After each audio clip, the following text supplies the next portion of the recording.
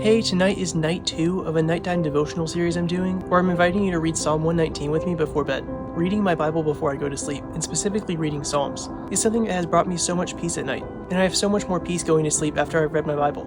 And so I wanted to do this series to help others do the same, and find that same peace. And so what this series looks like is each night I'm reading one 8-verse section of Psalm 119. Because Psalm 119, while it's a long chapter, is a very good chapter, and a great chapter to read for peace. And it's divided up into 8-verse sections. And so each night in this series, I'm reading one of the 8-verse sections, and then sharing what I want to be thinking about as I go to sleep. And if you're reading Psalm 119 with me, I would love to know what you liked about the 8-verse section for the night. You can let me know in the comments. And in this way, over the next 3 weeks, we can have our own nighttime devotional together, to help us get in God's Word and bring us peace before we go to sleep. So tonight's 8-verse section is Psalm 119, verse 9 through verse 16, which says, "How can a young person stay in the path of purity?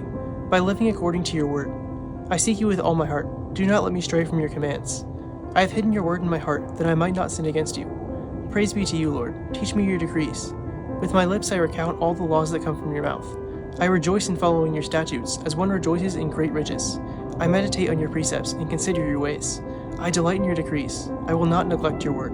And what I liked when reading this is verse 9 that says, "How can a young person stay in the path of purity? By living according to your word." And then I love how in the last 3 verses, David says that he rejoices, he meditates, and he delights in God's word. And what I want to be thinking about tonight before I go to sleep is actually a prayer. And that prayer is that God would give me delight for his word. And that by living according to it, I as a young person would be able to stay on the path of purity. And that I would be walking in the path that God has marked out for me. I would love to know what you liked about these verses tonight and what you want to be thinking about as you go to sleep.